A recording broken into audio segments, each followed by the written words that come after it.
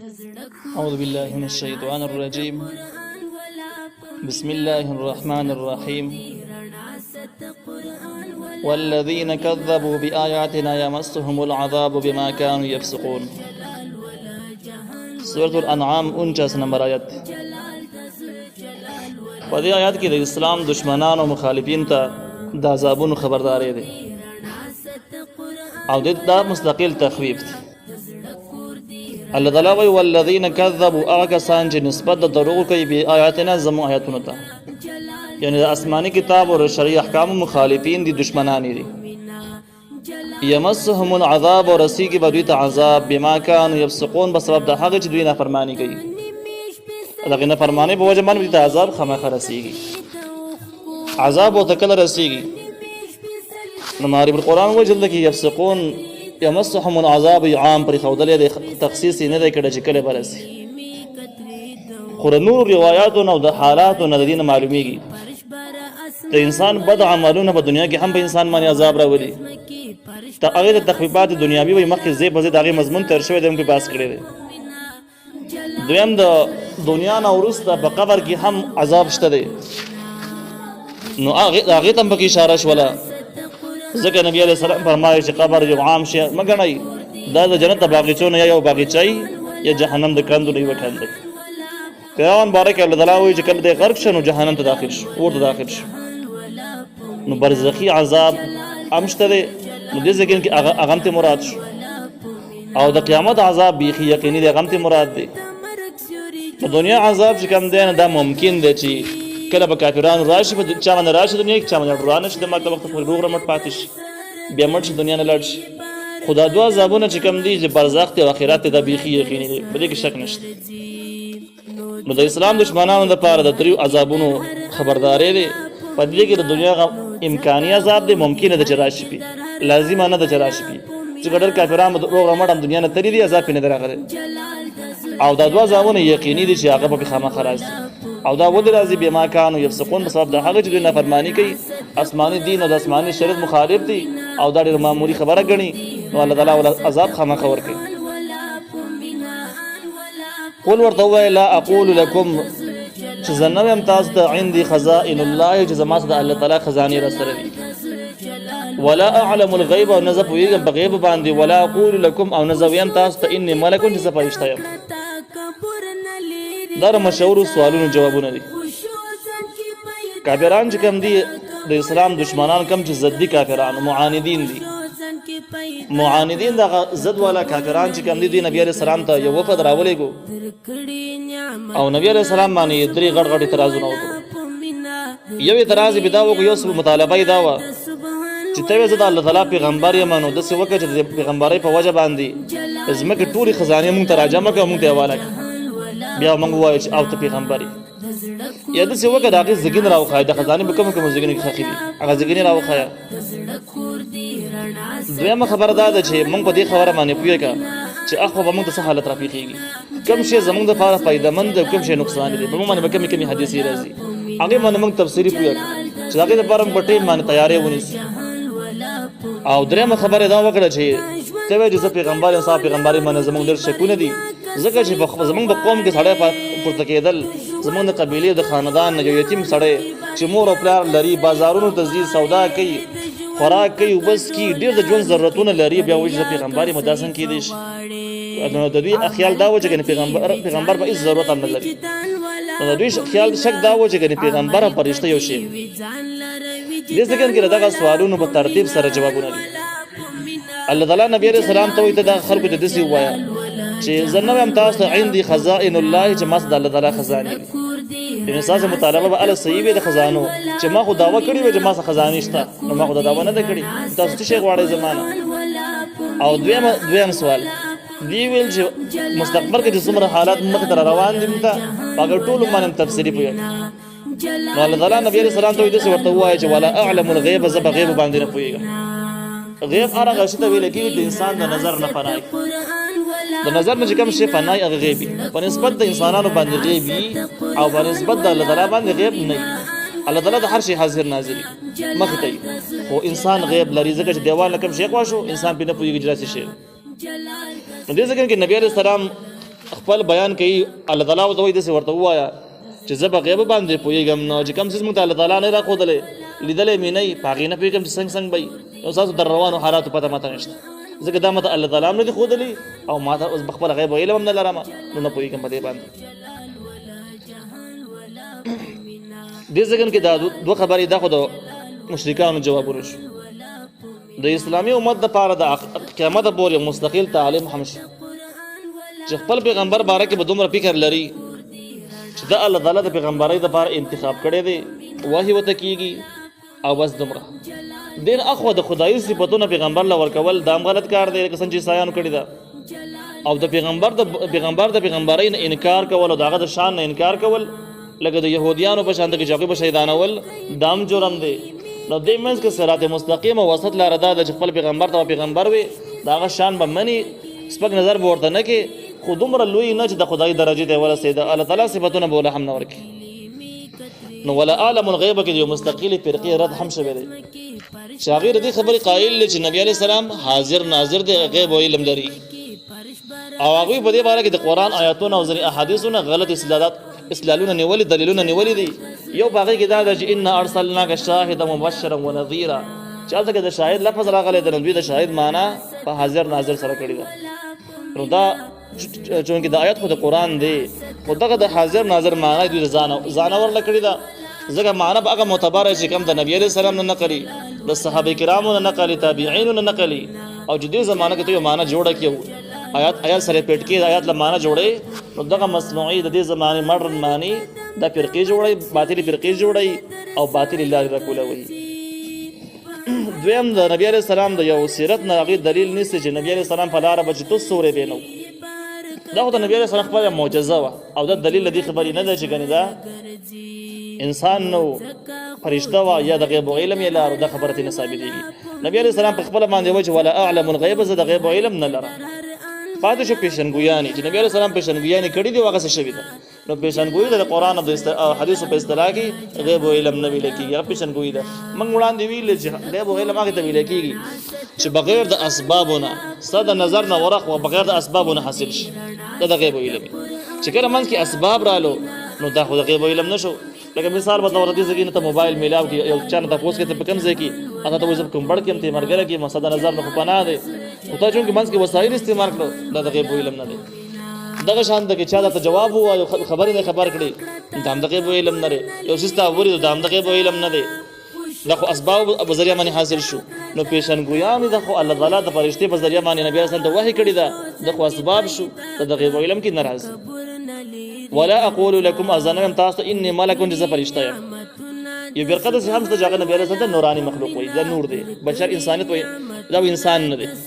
دلته کې الله تعالی نبی رسول ته وایي خلکو ته وایي چې زما دا نه دی ویلي زه فرشته یم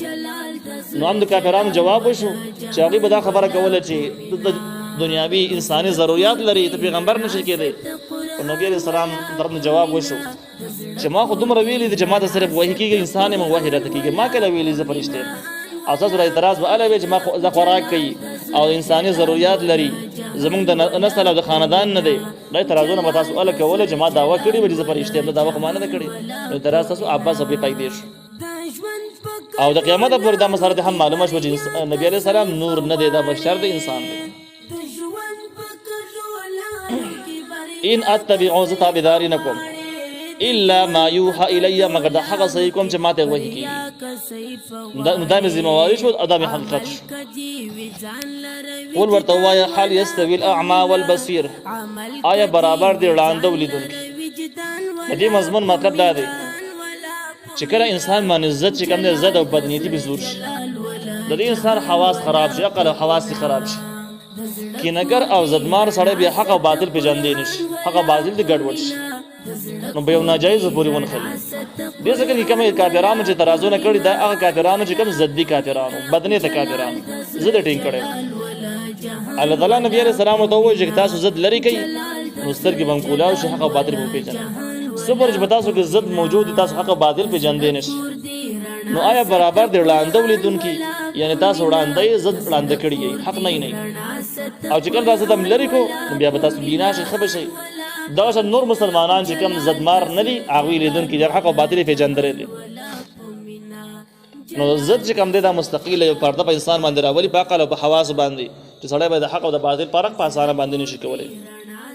افلا تتفکرون آیا تاسو فکر نه کوئ؟ وانذر به الذين يخافون ان يحشروا الى ربهم ليس لهم من دونه ولي ولا شفيع لعلهم يتقون. وانذر به الذين اوير وبدي قران سره هغه کسان يخافون چې هغوی یریږي ان يحشروا الى ربهم چې دوی به راجمع کېږي خپل رب ته ليس لهم من دونه ولي ولا شفيع او نه وي د الله نه بغیر په دې دپاره څه دوست او نه سفارش کوونکی لعلهم يتقون دې دپاره چې دوی پرهیزګاره شي. په دې آیات کې یو څو مسلې هم ذکر کېږي. یو دا ده چې نفي د شفاعت قهریه پکې وشوه، یعنی په زور باندې بچا باندې خبره منل، دا په زور باندې به الله تعالی باندې خپله خبره منل دا ناجایز دي. کافرانو عقیده دا و چې که موږ په باطله باندې هم یو، موږ په ناحقه مشرکان هم شو او جهنم ته لاړ شو، نو موږ ډېرو پیغمبرانو عبادت کړی دی او ډېرو بزرګانو د قبرونو عبادت هم کړی دی. دغه بزرګان او پیغمبران به ورشي موږ د الله تعالی نه نعوذ بالله په زور خلاص کړي. دې ته شفاعت قهریه وایي. نو په دې آیات کې شفاعت قهریه په زور باندې په الله تعالی باندې خبره منل د نفي شو، دا نشي کېدی. هېڅوک هم په الله تعالی خپله خبره منلی نشي په زور باندې. نو که بزرګان دي پیغمبران دي هغوی هم په الله تعالی باندې زور یې نه چلېږي او نه د هغوی دپاره شرعي اجازت شته چې هغوی دومره مخکې لاړ شي د کافر دپاره سفارش وکړي. دویم پکې ترغیب شو دې خبرې ته چې کوم کسان نیکان او دیندار خلک دي نو هغې سره موالات یعنی دوستانه کول لازمي چیز دی. ترغیب دی موالات الموحدین چې نیکانو خلکو سره مینه کول، دوستانه او تعلقات لرل دا اسلام بنیادي حصې نه دی، دا ضروري شی دی، دا اختیاري نه بلکې ضروري خبره ده. نو موالات الموحدین د نیکانو سره مینې ترغیب پکې پیدا شو چې نیکانو خلکو سره تعلق جاری ساتي. د دې سره سره درېیم مضمون پکې دا دی چې قرآن هغه خلک پیدا پورته کولی شي چې هغه په زړه کې د آخرت یره لري. یوه خبره ده. دویم که یره نه لري کم از کم چې امکان او شک خو لري. معرف القرآن لیکلي دی چې د کم کسان چې کافران دي یا کم کسان چې په دنیا کې اوسېږي، دنیاوي خلک په دنیا کې اوسېدونکي انسانان چې کم دي د دې درې قسمونه دي. یو هغه خلک دي چې د قیامت نه سوچه منکر دي، دا هغه ضدمار خلک دي. دې خلکو ته د څومره خواري کوي چې آخرت یې سره نه مانو، چې ته به څومره خواري کوي نه د دې قسمت کې هدایت نه وي او د اسلام او ایمان قبلوي نو ځکه چې آخرت نه ماني خو به یې هم پړه کې نه چې یری نه نو ستا خبرې ته ولې غوږ دي بې خوړو لږ دي نه. دویم قسم خلک هغه ده چې آخرت یې یقیني منلی او د آخرت د حساب کتاب نه یریږي. دغه خلک په کلکه باندې اسلام قبلوي، اسلام یې قبول کړی هم دی، مؤمنان شوي دي، بزرګان دي جوړ شوي دي. دریم قسم خلک هغه ده چې د قیامت نه منکر هم نه دي، د قیامت کلک یقیني هم نشته بلکې په شک یخته دي چې قیامت به یې که به نه او د اعمالو ټول به یې که نه به حساب کتاب به یې که نه. شک والا خلک دي. نو دغه شکمن خلک او یریدونکي خلک دواړه دې ته چې کله ته نصیحت کوې به دوی باندې نصیحت اثر کوي. په دې شکمن خلکو باندې لږ اثر کوي، خواري ډېره غواړي، او دغه یریدونکو والا خلکو باندې زر اثر کوي، خواري کمه غواړي. نو دې ذکر کې الله تعالی وایي چې هغه کسانو ته باندې خواري کوه او نصیحت ورته کوه چې کوم د آخرت باره کې یا مکمل یریږي یا به شک کي، تردد کي. دغه دواړه کسان چې کوم دي د ایمان قبلوي، اسلام قبلوي. او پاتې چې دغه بهرني خلک چې صرف اعتراضونه کوي، اعتراضونه بس سوچونه کوي، اعتراضونه پیدا کوي چې دا کار وکړه هغه کار وکړه، دا کار دې ونه کړه هغه کار دې ونه کړه. دغه اعتراض معترضین خلک، اعتراضونه والا خلک او بدنې د خلک چې کوم دي په هغې باندې خپل وخت مه ضایع کوه. دوی ایمان او اسلام نه قبلوي، دوی دغه شان پرېږدوه چې څنګه دي دغسې پرېږدوه. الله تعالی ولا شفیع چې نه به ولا سفارشیان لعلهم یتقون، دې دپاره د خلک پرهېزګاران جوړ شي. په دې باندې خواري وکړه دې نه پرهېزګاران جوړېږي. ولا تطرد الذین یدعون ربهم، او ته مه شړه هغه کسان چې هغې رابلي ربهم خپل رب بالغداة په بېګا کې، په سبا کې، والعشي په بېګا کې. دا بله شرعي مسله ده. مسله دا وه چې نبي علیه السلام ته د ابوطالب په ذریعه باندې ابوطالب ته یو جرګه راغله. د قریشو لوی لوی سرداران مشران پکې وو. ابوطالب ته یې وویل چې موږ د نبي علیه السلام دین چې په کوم وجو باندې نه منو، مخالف یو. د هغې یو وجه دا هم ده چې د نبي علیه السلام محفل کې داسې غریبانان کمزوري خلک ناست دي چې هغې څه موږ کله کینو نو موږ له حیا راځي، شرمېږو داسې بېکاره خلکو سره ناست وایي. په دې کې ځینې داسې خلک داسې ده چې زموږ غلامان موږ آزاد کړي دي. ځینې خلک داسې ده چې زموږ په رحم او کرم باندې باغي ژوند تېراوه، ډېر غریبانان بېوسه خلک او زمونږ نه ډېر متاثره به وو. اوس هغه کسان چې کوم دي هغه غلامان چې موږ آزاد کړي دي هغه غریب خلک بېوسه خلک هغه ستا محفل کې ناست دي بېکاره خلک دوی ویل نو چې موږ راځو دلته کښېنو نو موږ خو غټ خلک یو اشراف د قریش یو سرداران یو موږ داسې غټ خلک چې بېکاره خلکو سره کښېنو خو ډېر بد ښکارو نو لحاظه د داسې کار وکړه دا خلک د خپل محفل نه وشړه دا غریبانان لرې کړه چې دا د کله لرې کړه بیا به راځو صاحب محفل کې به موږ کښېنو خو چې دا غریبانان پکې ناست موږ راځو نه. دا پیغام چې کله ابو طالب راوړو نو عمر رضی الله عنه خپله رایه پیش کړله چې دا غریبانان خو زموږ پاخه ملګري دي زموږ د عقیدې خلک دا زموږ خبره اوري زموږ خبره کوزه نه اچي داسې کار به وکړو چې څو ورځو دپاره به دې ملګرو ته ووایو چې زموږ خواله مه راځئ او دوی دې له به ټیمونه ورکړو چې په دې ټایم کې راځئ په دې ټایم کې مه راځئ. نو کوم ټایم کې چې دا قریش راتلل دا سرداران په هغه ټیمونو کې به موږ دوی ته وایو چې دې ټیمونو کې تاسو مه راځئ او چې کوم ټیمونه قریش ته د ملاقاتونو نه دی په هغه ټیمونو کې دې راځي دا خو زموږ ملګري زموږ خبره باندې خفه کېږي نه کوزه نه اچوي. دا د عمر فاروق رضی الله عنه مشوره وه. نبی علیہ السلام دې باره کې خاص حکم صادر کړی نه و چې الله تعالی د آیتونه نازل کړو چې ولا تطرد الذین یدعون ربهم بالغداة والعشی. نبی علیہ السلام ته حکم وشي ته مه شړه هغه کسان چې هغوی رابلي رب خپل بېګا او سبا کې. غدا د سبا ته وایي عشي بېګا ته وایي نو سبا د ورځې سحر ته ویل کېږي عشي بېګا ته د ورځې شپې اولنۍ حصې ته ویل کېږي. نو دا ذکر د جز شو مراد یې نه کول شو معنی دا شوله چې دا مستقیل د رب نه سوالونه کوي دعاګانې غواړي ذکر اذکار کوي عبادات کوي نو دغه کسان د خپل خوا نه شړل دا ناجایز دي دا ظلم دی اگر چې د لږ ټیم دپاره شي بیا هم زیاتې دي لکه څنګه چې د عمر رضی الله عنه رایې وه نو هغه رایې مسترد شوه چې داسې مه کوه لږ ټیم دپاره هم شړلی نه شي چې په خپله باندې لاړ خو خپله خوښې ده خو ستا په مرضۍ باندې ته به د لږ ټیم دپاره هم د ځان نه جدا کښېنه چې ته مه راځه زما خوا ته مالدار خلک روان دي داسې به نشي کولی.